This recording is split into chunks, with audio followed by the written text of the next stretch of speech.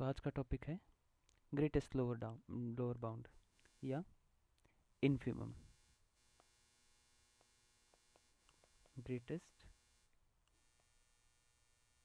Lower bound या इसी को हम कह सकते हैं इन्फिमम।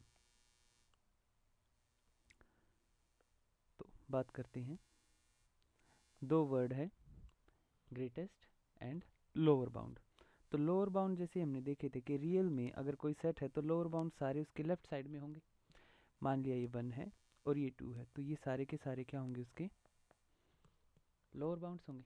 ठीक है, अब इन सभी लोअर बाउंड्स में जो सबसे बड़ा होगा, क्योंकि मान लिया यहाँ पे है तो ये 0 होगा, फिर -1 होगा, -2 होगा, ये सारे हैं तो लोअर बाउंड।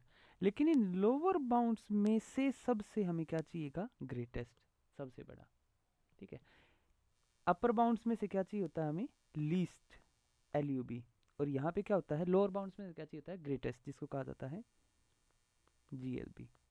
ठीक है, इसी को हम इन्फिमम बोलते हैं और यहाँ पे जो मिलता था उसको हम सुप्रीमम बोलते हैं। ठीक है, अब इसकी भी ये डेफिनेशन थी, इसकी जो हमने प्रॉपर डेफिनेशन करी है वो क्या थी, इसकी डेफिनेशन ये हमने LUB की करी थी, GLB की कर लेते हैं कि किसी भी L को, फर्स्ट कंडीशन क्या है, L is said to be a lower bound of a set S। L जो है किसी सेट S का लोअर बाउंड होगा अगर,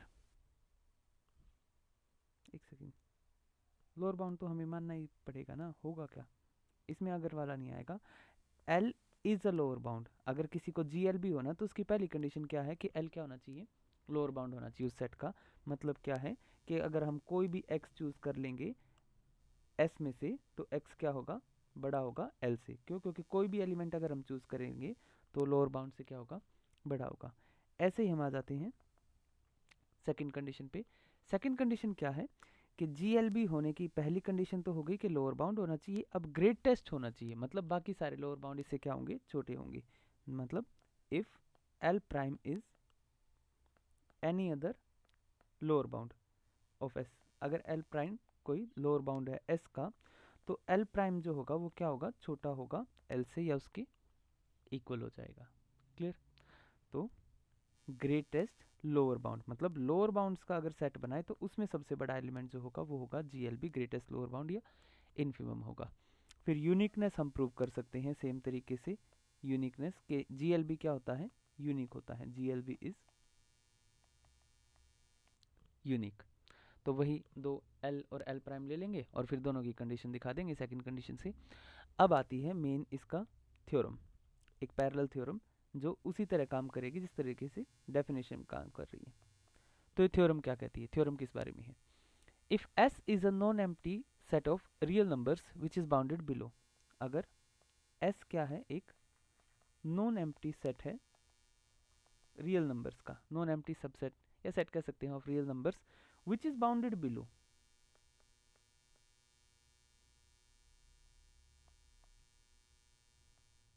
bounded below, then a real number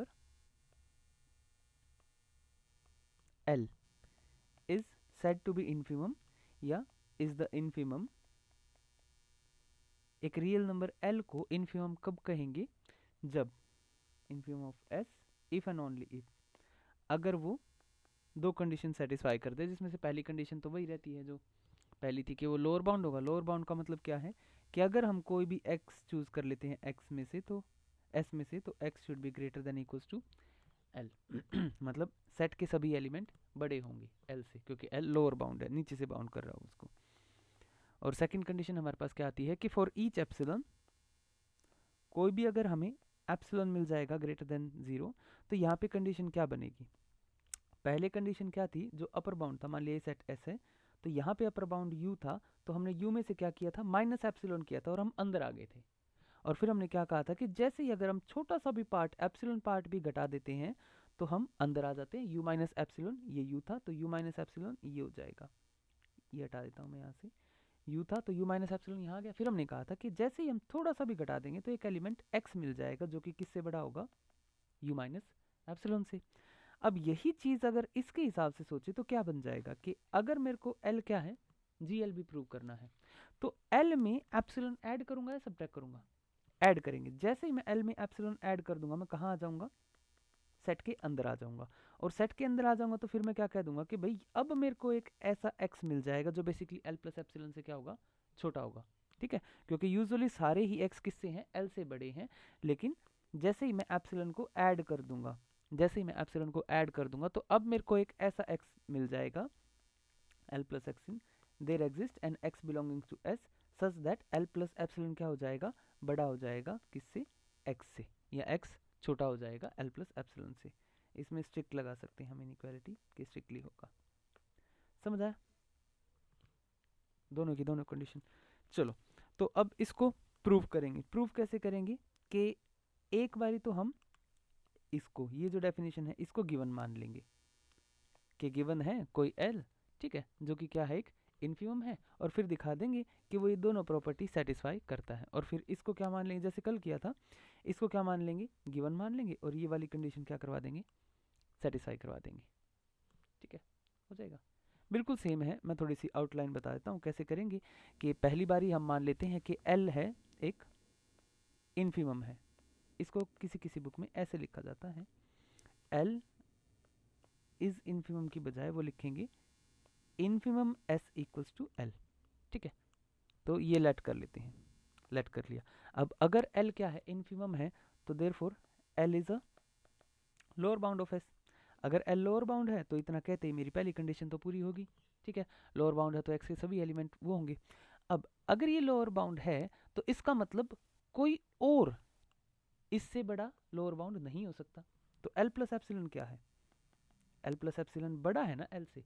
तो अगर ये इन्फिमम एस है या ये ग्रेटेस्ट लोअर बाउंड है, मतलब ये सबसे बड़ा लोअर बाउंड है, तो इससे बड़ा कोई भी लोअर बाउंड नहीं हो सकता। तो एल प्लस एप्सिलॉन बड़ा तो है इससे, इसका मतलब L plus epsilon can not be a lower bound. समझे? और L plus epsilon lower bound नहीं हो सकता, इसका मतलब क्या है? कि ये लोअर बाउंड नहीं है, इसका मतलब कोई ना कोई हमें एक ऐसा एक्स मिल गया होगा जो इससे क्या होगा?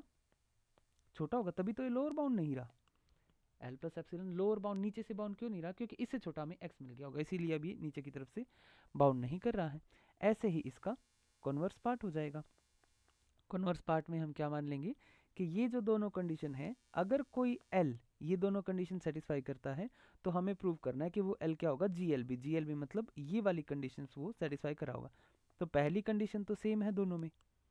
ठीक है, तो अल्टीमेटली हमें क्या करना है कि अगर हम कोई एल ले लें जो कि किस तरीके से काम करता है कि L plus epsilon greater than x होगा, तो हमें क्या प्रूव करना है कि वो ये वाली कंडीशन सेटिस्फाई करेगा। वही एप्सिलॉन को कंसीडर कर देंगे, epsilon equals to L prime minus L, जैसे कल किया था।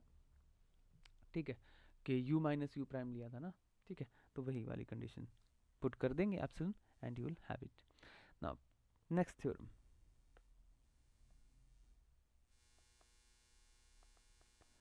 Next theorem is about prove that the smallest member of a set, if it exists, must be the infimum of the set. जैसे हमने वहां पे किया था कि अगर किसी सेट का कोई लार्जेस्ट एलिमेंट है तो वो क्या होगा? उसका सुप्रीम होगा। ऐसे ही अगर कोई सेट है और उसमें कोई स्मॉलेस्ट एलिमेंट है तो वो क्या होगा? उसका इनफिमम होगा।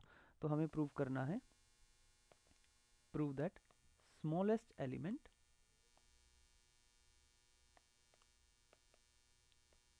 Of the set is the infimum of S. तो ऑब्वियस सी बात है, दोनों कंडीशन सेटिस्फाई करता है वो। स्मॉलेस्ट एलिमेंट है ना, तो मान लिया एल स्मॉलेस्ट एलिमेंट है, L is smallest element of S. इसका दूसरा मतलब क्या है कि एल जो है सभी एलिमेंट से क्या होगा? छोटा होगा या उनके बराबर होगा। कोई भी अगर मैं एक्स ले लूंगा एस में से, तो एल मेरा क्या होगा? उनमें से सबसे छोटा होगा क्योंकि स्मॉलेस्ट एलिमेंट है। दूसरा, नेक्स्ट, अगर मैं मान लेता हूं तो एल लोअर बाउंड तो हो गया। इतना कहने से, जैसे ही मैंने ये कहा तो इतना कहने से ये हो गया कि L is a lower bound. पहली कंडीशन तो हो गई डन कि एल लोअर बाउंड है। अब मुझे क्या दिखाना है कि इससे छोटा जो है, मतलब इससे बड़ा कोई और लोअर बाउंड नहीं है। ठीक है, so therefore L is a lower bound and also L prime, अगर मैं एक और लोअर बाउंड मानूं, अगर मैं L prime is another lower bound, तो मेरे को क्या दिखाना पड़ेगा कि ये एल प्राइम इससे बड़ा नहीं है, क्योंकि मेरे को इसको एल को क्या प्रूव करना है, ग्रेटेस्ट लोअर बाउंड।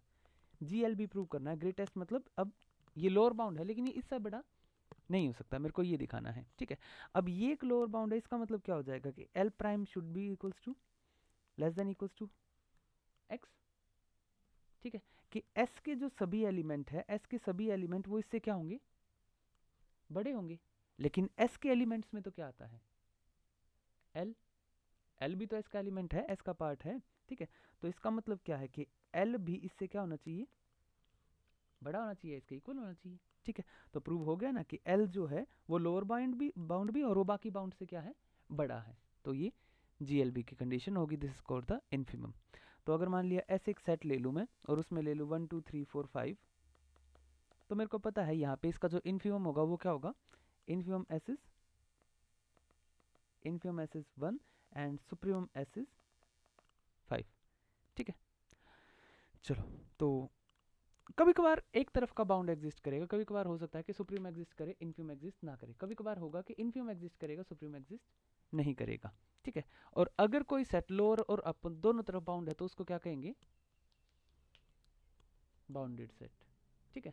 अगर वो एक भी तरफ बाउंडेड नहीं है तो वो अनबाउंडेड कैटेगरी में चला जाएगा। तो बाउंडेड होने के लिए दोनों तरफ का बाउंड होना जरूरी है, क्लियर है। चलो, अब नेक्स्ट आ जाता है कंप्लीटनेस एक्सियम, थोड़ा सा ही करेंगे आगे।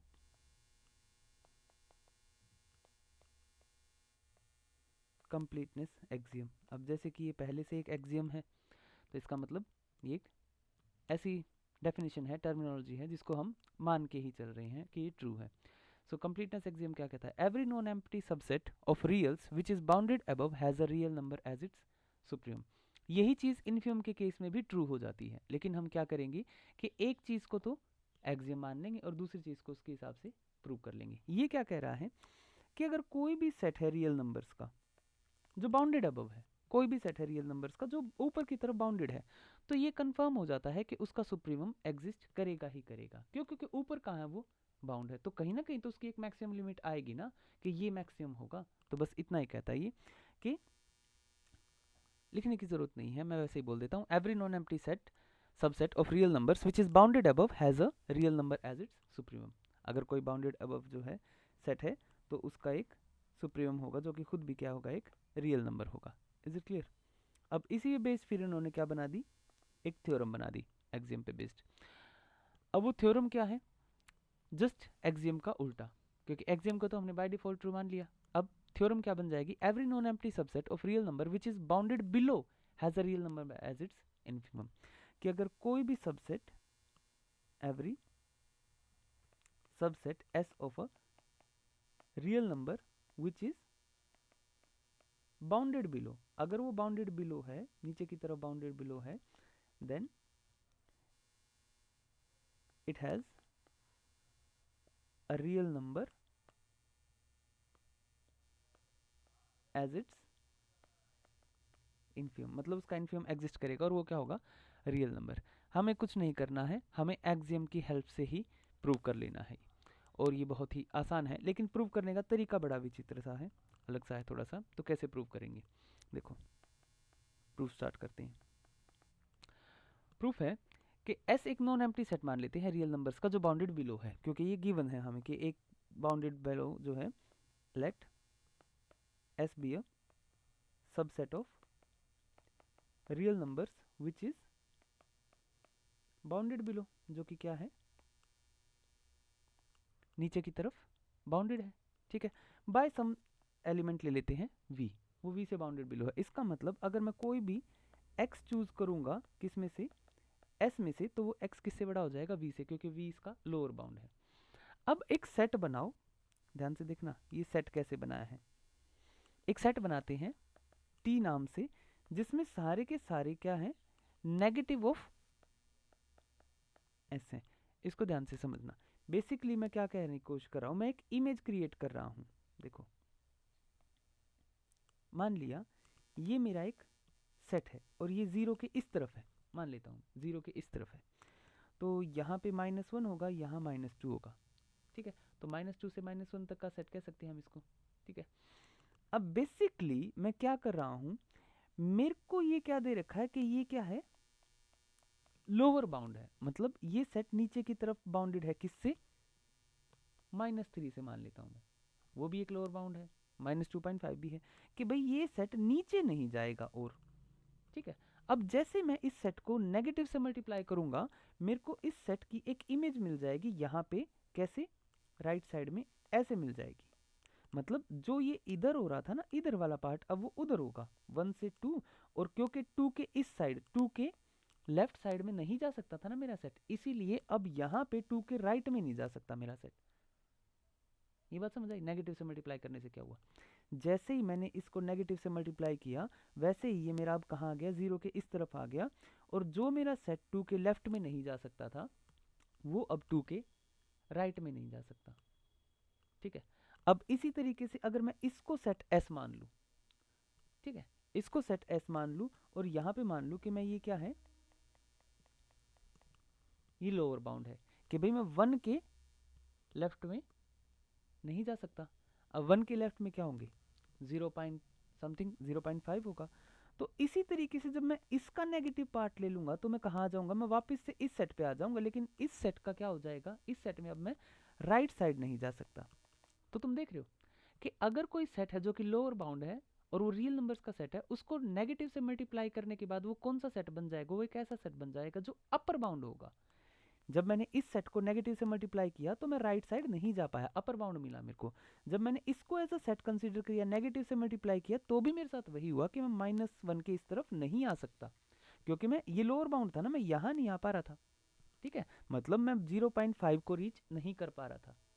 जब मैं 1 से 2 को सेट ले रहा हूँ तो मैं 0.5 को रीच नहीं कर पा रहा, क्योंकि लोअर बाउंड है। और जैसे ही मैंने इसको नेगेटिव से मल्टीप्लाई किया, मैं यहाँ आया, तो अब मैं राइट साइड -0.5 को रीच नहीं कर पा रहा, क्योंकि वो एक अपर बाउंड बन जाएगा। आप समझ रहे हो, तो नेगेटिव से मल्टीप्लाई करने का ये फायदा हो जाता है कि जो कंडीशन लोअर बाउंड के लिए काम कर रही है, वो फिर रियल्स में किसके लिए बन जाती है, वो हमें अपर बाउंड के लिए बनी दिखाई देगी। मतलब यहाँ पे मेरा सेट एस क्या था, लोअर बाउंड, लेकिन जैसे ही मैंने टी को मैंने डिफाइन किस तरीके से किया, टी को मैंने एक्स, एस के सभी नेगेटिव एलिमेंट्स ले ली, मतलब एस के सभी एलिमेंट्स का साइन चेंज कर दिया, उससे मैंने क्या बना लिया, टी।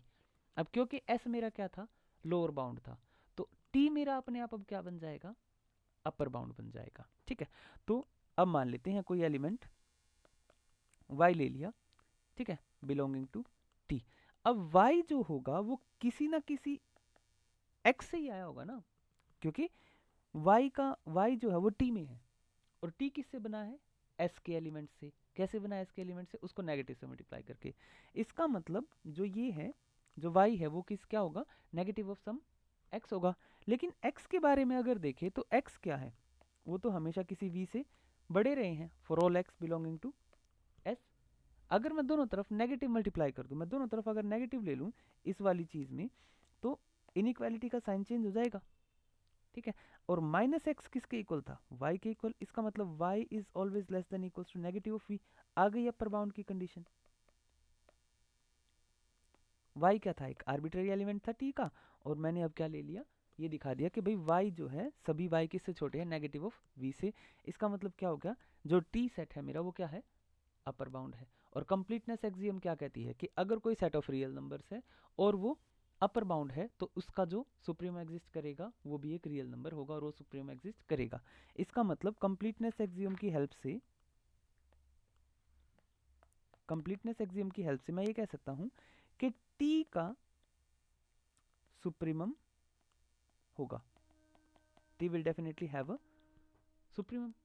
अब t का जो सुप्रीमम होगा उसके बारे में बात कर लेते हैं, ठीक है। तो t का जो सुप्रीम होगा वो भी नेगेटिव फॉर्म में ही ले लेते हैं, ठीक है। मान लेते हैं let negative of l be the supremum या ग्रेटेस्ट या least upper bound LUB of t, या सुप्रीमम जो भी कहना है, ठीक है। क्यों, y जो होंगे वो सारे के सारे नेगेटिव ऑफ l से छोटे होने चाहिए, ठीक है। अब for all y belonging to t, अब फिर से अगर मैं इसको जो है वैल्यू पुट कर दूं, क्योंकि y किसके इक्वल था, वो x t में नहीं है, x बिलोंगिंग टू s आ जाएगा, क्योंकि x तो s का पार्ट है ना, ठीक है। तो जैसे ही मैंने यहाँ पे s किया, x किया, यहाँ पे मैं x किस में ले गया, s में से, ठीक है, क्योंकि यहाँ पे y था तो y किस में से था, t में से था। अब मैंने y की वैल्यू माइनस एक्स पुट कर दी। अब फिर से जब मैं नेगेटिव से मल्टीप्लाई करूंगा तो इनइक्वालिटी का साइन चेंज हो जाएगा। तो अब x क्या हो गए, ग्रेटर देन l, ठीक है। अब l क्या है, l is a lower bound, ठीक है, ऑफ s। अब दिक्कत क्या है, अब दिक्कत ये हो गई कि s को ध्यान से देखो, दिक्कत ये हो गई कि s जो है मैंने पहले से बाउंडेड बिलो मान रखा है, और मैंने पहले से उसका एक लोअर बाउंड भी पता कर रखा है जिसका नाम क्या था, v था, ठीक है। और यहाँ पे मैंने अब जो ये l बनाया है लोअर बाउंड, ये टेक्निकली किसकी हेल्प से बनाया है, ये टेक्निकली बनाया गया है कंप्लीटनेस एक्सियम की हेल्प से। तो या तो l और v को कंपेयर कर लो, या फिर जैसे इस बुक में ले रखा है वैसे ही कि मान लेते हैं। अब देखो मेरा ये काम तो हो गया कि लोअर बाउंड एग्जिस्ट करता है s का, इतने काम तो हो गया, लोअर बाउंड एग्जिस्ट। अब मेरे को क्या प्रूव करना है कि लोअर बाउंड क्या है, इन्फिमम भी है, मतलब ये क्या है, दूध आ गया। तो ये लोअर बाउंड क्या है, मेरे को इसको क्या प्रूव करना है, मेरे को इन्फिमम प्रूव करना है ना, हाँ इन्फिमम प्रूव करना है। तो मेरे को क्या प्रूव करना पड़ेगा कि यही जो है, ये जो लोअर बाउंड मेरे को मिला है ये क्या है, ग्रेटेस्ट लोअर बाउंड है, मतलब इससे ऊपर कोई और लोअर बाउंड नहीं हो सकता। तो मैंने क्या मान लिया, मैंने एक और लोअर बाउंड मान लिया L prime, let L prime be any other lower bound of S, ठीक है। अब अगर एल प्राइम लोअर बाउंड है तो एक्स जो है किससे बड़ा होगा, एल प्राइम से, for all X belonging to S, क्योंकि लोअर बाउंड मान रखा है। इसका मतलब नेगेटिव एक्स किससे छोटा होगा, माइनस ऑफ एल प्राइम, लेकिन माइनस एक्स किसके इक्वल था, वाई के इक्वल था, ठीक है। मतलब अगर इसको देखें तो टी के एलिमेंट्स के लिए क्या बन गया, ये टी के एलिमेंट्स के लिए क्या बन गया, अब एक अपर बाउंड, वाई पुट कर दिया ना मैंने, तो ये क्या बन गया, L prime is an negative, L prime is an upper bound for the elements of T. अब टी के केस में क्या था, टी क्योंकि कंप्लीटनेस एक्सियम क्या कहती है, कंप्लीटनेस एक्सियम ये कहती है कि अगर हमारे पास अपर बाउंड है तो उसका सुप्रीमम होगा, और मैंने उस सुप्रीमम का नाम क्या रख रखा था, एल रख रखा था। तो इसका मतलब एल प्राइम जो ये आया है ये अपर बाउंड तो हो सकता है लेकिन ये सुप्रीमम नहीं हो सकता, ठीक है। क्यों, क्योंकि सुप्रीमम तो मेरे पास क्या है, नेगेटिव एल है।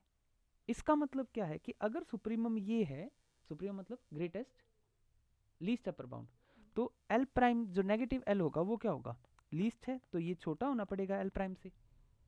और अगर इसको छोटा होना पड़ेगा, नेगेटिव से मल्टीप्लाई कर दे तो एल किससे बड़ा आ गया, एल प्राइम से। तो ये हो गया ना प्रूफ कि एल किससे बड़ा आ गया, एल प्राइम से, क्योंकि एल प्राइम को मैं क्या लेके चला था, एस की कंडीशन में देखें तो एल प्राइम को मैं क्या लेके चला था, एक लोअर बाउंड लेके चला था।